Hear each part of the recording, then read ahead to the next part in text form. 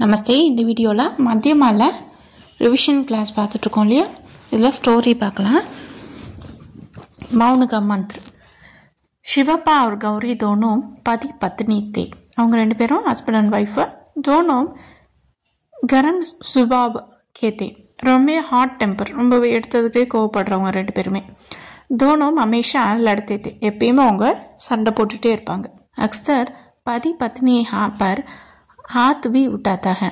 Husband வந்து wife அடிக்க கூட செய்வாங்களாம். इन कारणों से उनका घर नरक का बन गया था. இந்த ரீசன்னால அவங்க வீடு ரொம்ப ஒரு ஹெல் மாதிரி இருந்தது. एक दिन ஒரு நாள் उनके गांव में அவங்க கிராமத்துக்கு एक साधु आई, ஒரு செயின்ட் வந்தார். गौरी उनके पास गए. அவர்கிட்ட அந்த சாது கிட்ட இவங்க போகிறாங்க. அவர் अपनी कहानी सुनाई. அவங்க ஸ்டோரி மொத்தமாக அவர்கிட்ட சொல்கிறாங்க. साधु ने गौरी के हाथ में चावल के दानों से भरी एक बोतल दी. சாது என்ன பண்ணார், ஒரு பாட்டில் ஃபுல்லாக வந்து அரிசியை கொடுத்தாரு. அரிசி நிறைஞ்ச ஒரு பாட்டிலை அவர்கிட்ட கொடுத்தாங்க.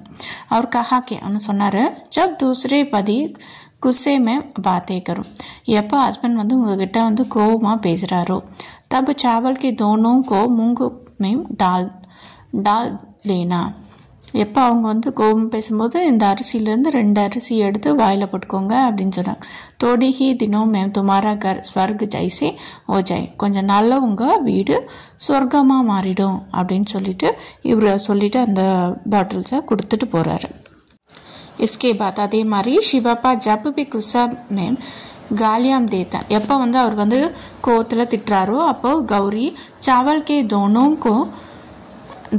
को मूंग में डाल लेती थी.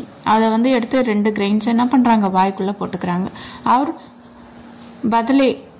बदले में कुछ कही बिना चुप रह जाती हैं.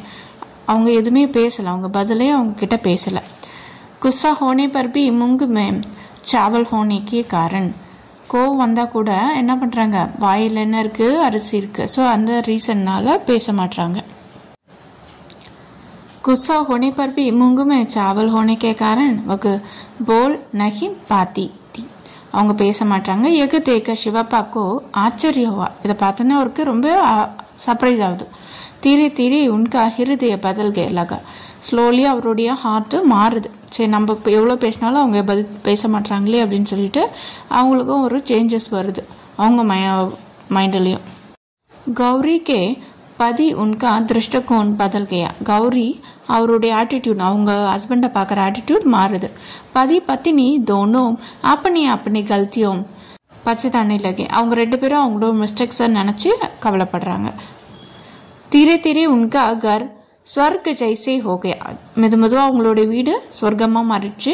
இஸ் கஹானிக்கு சீக்குக. இந்த கதையோட ஸ்டோரி மாரல் என்னன்னா, மௌன ரஹனே அநேக் பரிஷானியாம் தூர் ஹோ ஜாத்திக. அம்மா சைலண்ட்டாக இருந்தால் நிறைய ப்ராப்ளம்ஸை சால்வ் பண்ண முடியும் அப்படின்றத இந்த கதையோட ஸ்டோரி. ஓகேவா? ரிவிஷன் கிளாஸ் தேவைப்படுறவங்க இந்த நம்பருக்கு வாட்ஸ்அப் பண்ணுங்கள். ரிவிஷன் கிளாஸில் ஜாயின் பண்ணிக்கோங்க.